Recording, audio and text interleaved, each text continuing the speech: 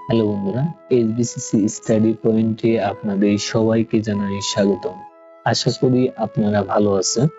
আমি অমিতাভ বর্মন লিওন রায় আজকে আলোচনা করতে যাচ্ছি class 6 English grammar and composition. Topics হচ্ছে identification of parts of speech. এটা সাধারণত পরীক্ষায় 1 নম্বর কোশ্চেনে এসে থাকে। সো বেশি কথা না বাড়িয়ে চলেন শুরু করা যাক। আজকে আমরা শিখব যে একটি সেন্টেন্সের মধ্যে কিভাবে টিপস এবং টেকনিকের মাধ্যমে সেন্টেন্সের মধ্যে থাকা বিভিন্ন ধরনের পার্টস অফ স্পিচকে আমরা খুঁজে বের করব। এখন জানবো আমরা নাউন কিভাবে চিনব। বাক্যে সাবজেক্ট এবং অবজেক্ট এই দুইটি জায়গায় নাউন বসে থাকে। বাক্যের মধ্যে সাবজেক্ট এবং অবজেক্ট হিসাবে সাধারণত নাউন বসে থাকে। সেন্টেন্সে ভার্বকে কি বা কে দ্বারা প্রশ্ন করলে আমরা যে উত্তর পাই সেটাই হচ্ছে নাউন। যেমন রাশেদ ইটস রাইস।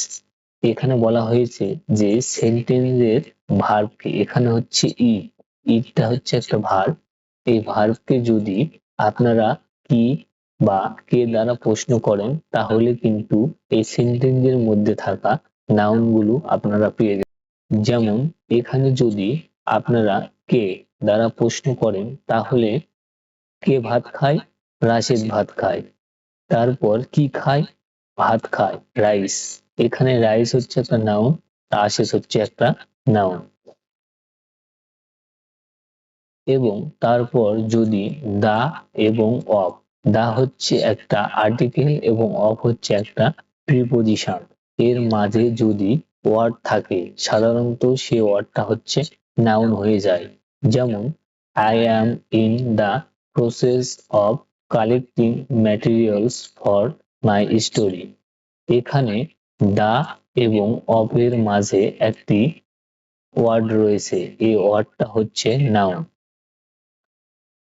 একইভাবে this is the go of the world.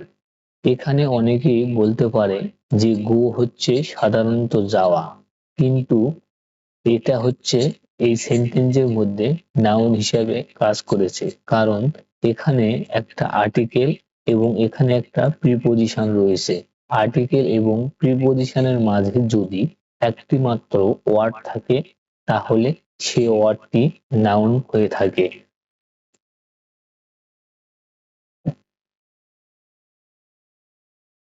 ঠিক একইভাবে রয়েছে আর্টিকেলস, ডিটারমিনার, পসেসিভ, প্রিপোজিশন এর পরে সাধারণত নাউন বসে।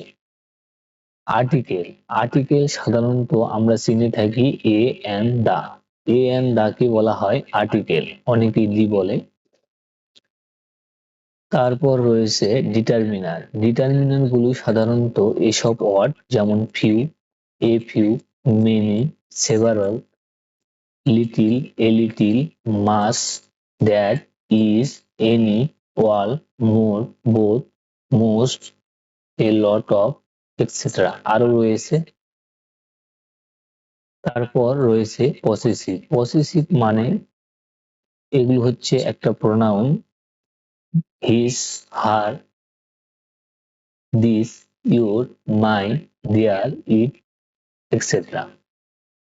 এ সকল ওয়ার্ডের পর যদি একটি মাত্র ওয়ার্ড থাকে সে ওয়ার্ড গুলো হবে নাউন। যেমন I will not be able to accept a no. এখানে নো, কারণ নোটা হচ্ছে এখানে নাউন, কারণ এখানে এ হচ্ছে একটা আর্টিকেল। আর্টিকেলের পর একটি মাত্র ওয়ার্ড থাকলে সেটা হয়ে যায় noun. I am no satisfied with his answer. এখানে হিজটা হচ্ছে একটা পসেসিভ, আমরা এখানে পড়লাম, এই জন্য এখানে অ্যান্সার হচ্ছে একটা নাউন। ঠিক একইভাবে এখানে রয়েছে নো। নো হচ্ছে একটা হচ্ছে পসেসিভ, সরি, নো হচ্ছে একটি ডিটারমিনার, এই জন্য এখানে ডাউটটা হচ্ছে একটা নাউন। তারপর অ্যাডজেক্টিভ নাউন বসে। সাধারণত কোনো প্রিপোজিশন, আর্টিকেল এবং পজেসিভের পর যদি দুইটা মাত্র ওয়ার্ড থাকে তাহলে প্রথম ওয়ার্ডটা হবে অ্যাডজেক্টিভ এবং দ্বিতীয় ওয়ার্ডটা হবে নাউন। যেমন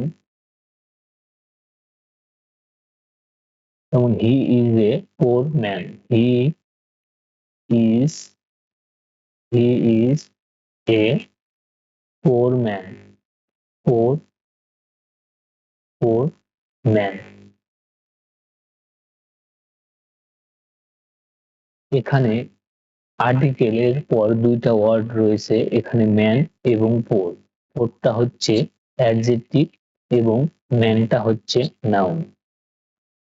তারপর আর্টিকেল, ডিটারমিনার, পসেসিভ, প্রিপোজিশন এর পর যদি একটি শব্দ থাকে সেটা হবে নাউন। আমরা কিছুক্ষণ আগে যে বিষয়টা পড়লাম।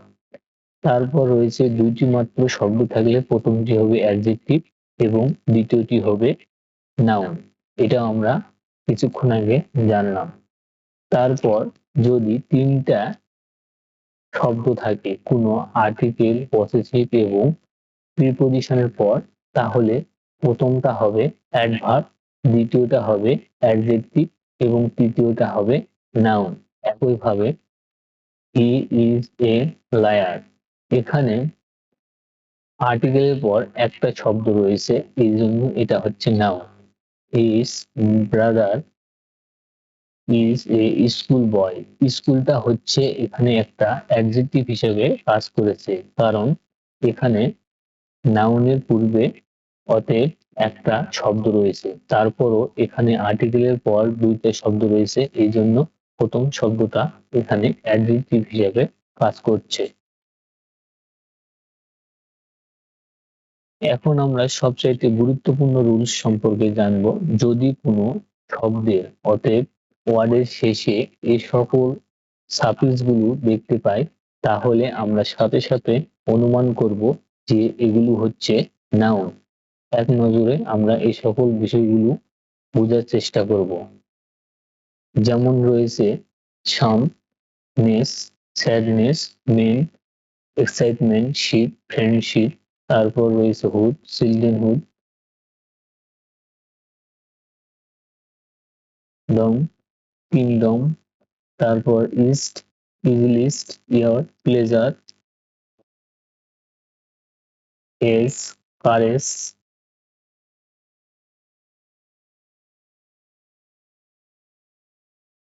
সিই, cowardice, importance, CY, democracy, PH, duty, RY, victory, all, arrival, ER, winter, WE, employ, or tormentor। এখন আমরা করব প্রোনাউন। প্রোনাউন সাধারণত কোনগুলো এবং প্রোনাউন কাকে বলে? যে ওয়ার্ড কোনো নাউনের পরিবর্তে বসে সেগুলো সাধারণত প্রোনাউন হিসাবে বলা হয় এবং নাউনকে নির্দেশ করে। অতএব আমরা বলতে পারি যে যদি কোনো ওয়ার্ড নাউনের পরিবর্তে বসে এবং সেই নাউনকে নির্দেশ করে তাহলে সেগুলো হবে প্রোনাউন।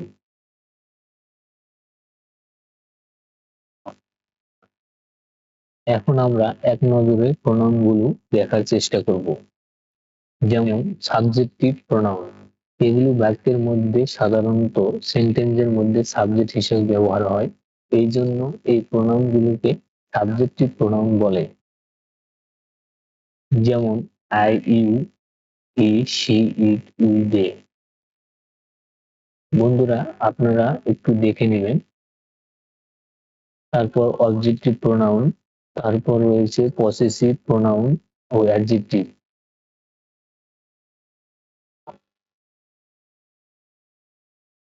পসেসিভ প্রোনাউন,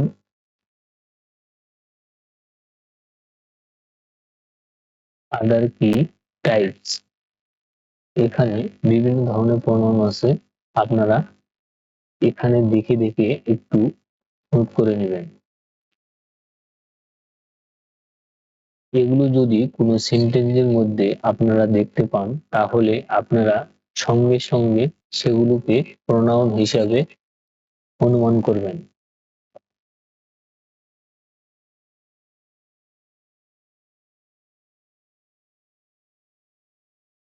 বন্ধুরা, এখন আমরা জানবো অ্যাডজেক্টিভ, যে শব্দ নাউন বা প্রোনাউনের দোষ, গুণ, অবস্থা, সংখ্যা, পরিমাণ ইত্যাদি প্রকাশ করে তাকে অ্যাডজেক্টিভ বলে। অ্যাডজেক্টিভ কিভাবে আমরা চিনব? সাধারণত সেন্টেন্সে নাউন বা প্রোনাউনকে কেমন দ্বারা প্রশ্ন করলে যে উত্তর পাওয়া যায় সেটা হচ্ছে অ্যাডজেক্টিভ। যেমন দা ম্যাঙ্গো ইজ সুইট। এখন এখানে ম্যাঙ্গোকে যদি কেমন দ্বারা প্রশ্ন করা হয় তাহলে কিন্তু আমরা সুইট কথাটা পাবো। এই জন্য এখানে সুইট হচ্ছে একটা অ্যাডজেক্টিভ। অতএব বাক্যের মধ্যে সাবজেক্টকে যদি আমরা কেমন দ্বারা প্রশ্ন করি এবং প্রশ্ন করে যদি উত্তর পাওয়া যায় তাহলে সেই উত্তরটা হচ্ছে adjective. Honesty is the best policy. অনেস্টিকে যদি আমরা প্রশ্ন করি কেমন, তাহলে এখানে প্রশ্ন পাবো, উত্তর আমরা পাবো বেস্ট। এই জন্য বেস্ট হচ্ছে একটা অ্যাডজেক্টিভ।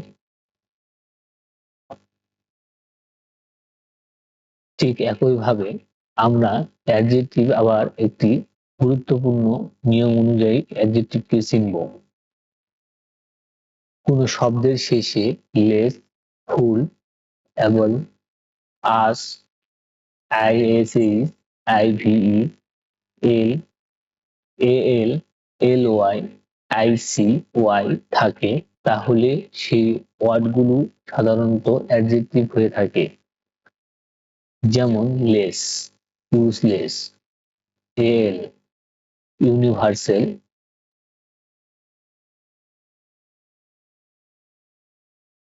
ফুল, বিউটিফুল, তারপর এ,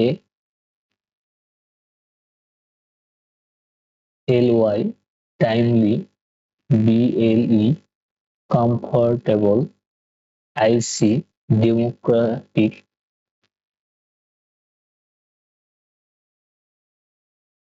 ওইউএস, price, virtuous, Y, rainy, I V, informative. আশা করি বন্ধুরা আপনারা বুঝতে পেরেছেন। অল্প সময়ের মধ্যে ভিডিওটা শেষ করার জন্য আমি সংক্ষিপ্তভাবে বোঝানোর চেষ্টা করতেছি। আপনারা ভিডিওটা পজ করে ভালোভাবে বোঝার চেষ্টা করবেন। এখন আমরা জানবো অ্যাডভার্ব, যে ওয়ার্ড সাধারণত এবং সাধারণভাবে কোনো ভার্ব এর অর্থের সাথে অতিরিক্ত তথ্য যোগ করে সেগুলো হচ্ছে অ্যাডভার্ব। অতএব যে শব্দ বা ওয়ার্ড ভার্বকে অতিরিক্ত তথ্য দেয়, অতএব ভার্বকে মডিফাই করে, তাকে বলা হয় অ্যাডভার্ব। অ্যাডভার্ব অর্থ হচ্ছে আমরা জেনেছি ভাব বিশেষণ, ভার্বকে বিশেষণ করবে, বিশেষায়িত করবে। কোনো সেন্টেন্সে ভার্বকে কখন, কোথায়, কিভাবে বা কেমন দ্বারা প্রশ্ন করলে আমরা যদি কোনো উত্তর পাই তাহলে সেই উত্তরটাই হবে অ্যাডভার্ব। যেমন দ্য বার্ডস সিং সুইটলি। এখানে ভার্ব হচ্ছে একটা সিং। সিং কে যদি আমরা বলি এখানে কেমন দ্বারা প্রশ্ন করি তাহলে আমরা উত্তর পাবো সুইটলি, মিষ্টি ভাবে। এই জন্য বলা যায় যে যদি ভার্বকে যদি কেমন দ্বারা প্রশ্ন করি তাহলে আমরা অ্যাডভার্ব পেয়ে যাব। ঠিক একইভাবে হি অফেন কামস হেয়ার। এখানে তিনি প্রায় এখানে আসেন। তিনি কখন আসেন? এখানে ভার্বকে আমরা প্রশ্ন করেছি এখান থেকে কখন দ্বারা প্রশ্ন করে আমরা উত্তর পেয়েছি প্রায় ওপেন। তিনি কোথায় আসেন? এখানে, হিয়ার। যদি কোনো শব্দের শেষে ly যুক্ত থাকে তাহলে আমরা অ্যাডভার্ব বলে চিনব। Fully, perfectly, beautifully, comfortably, easily, usely, mostly, actually, etcetera. আশা করি আপনারা বুঝতে পারতেছেন। এখন জানবো সবচাইতে গুরুত্বপূর্ণ একটি টপিকস, ভার্ব। যে ওয়ার্ড বা ফ্রেজ কোনো কাজ, ঘটনা বা অবস্থা প্রকাশ করে সেগুলো হচ্ছে ভার্ব। যে সকল ওয়ার্ডের শেষে এফ, ওয়াই, আইএসি, এখানে একটা অথবা চিহ্ন হবে, তারপর L I J T, A T E N ইত্যাদি ওয়ার্ড যদি কোনো শব্দের শেষে থাকে তাহলে আমরা সাধারণত সেই শব্দগুলোকে ভার্ব বলে চিহ্নিত করব।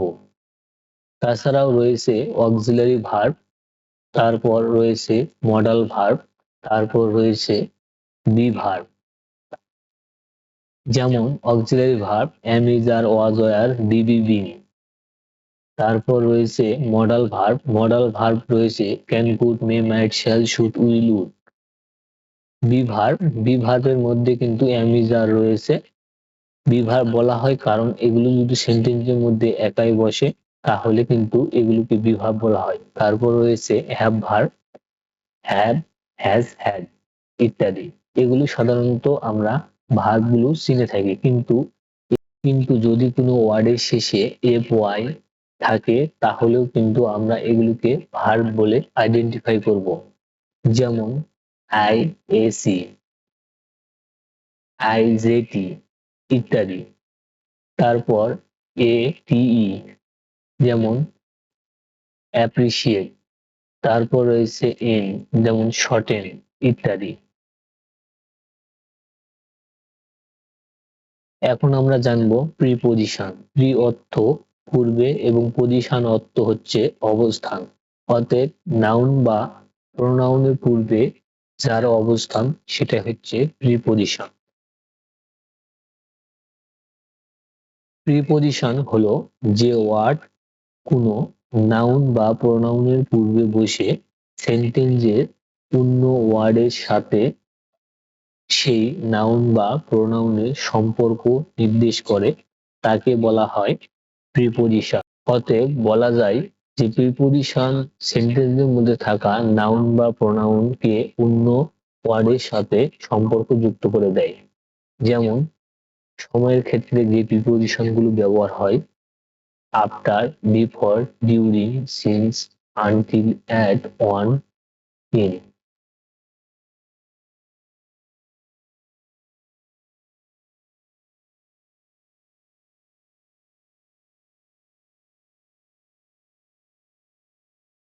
এখানে সময়ের ক্ষেত্রে যে প্রিপজিশন গুলো ব্যবহার হয় সেগুলো হচ্ছে after, before, during, since, until, at, on, in. তারপর অবস্থান বা পজিশনের ক্ষেত্রে, জায়গার ক্ষেত্রে যে প্রিপজিশন গুলো ব্যবহার হয় এগুলো আপনারা একটু দেখে নেবেন।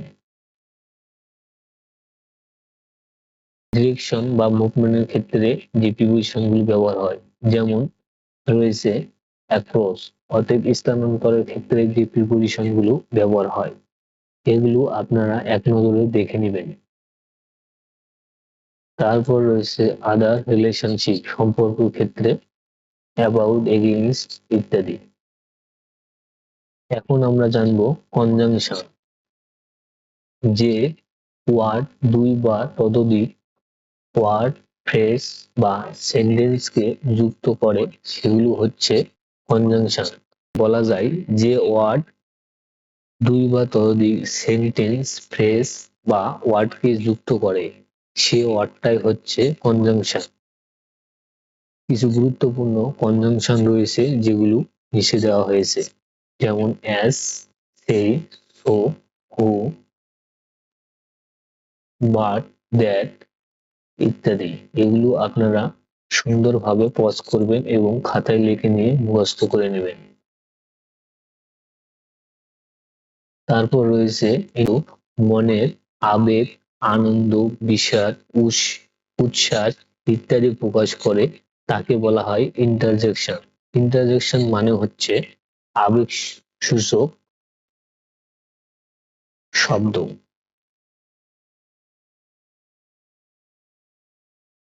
আনন্দের ক্ষেত্রে যে সকল শব্দগুলো ব্যবহার করা হয়, এছাড়াও আপনাদের একটি মেসেজ দিয়ে থাকি, যদি কোনো শব্দের শেষে এই বিস্ময়সূচক চিহ্ন থাকে তাহলে সেগুলো সাধারণত ইন্টারজেকশন হয়ে থাকে। ঠিক একইভাবে আপনারা এখান থেকে খাতায় তুলে মুখস্থ করে নেবেন।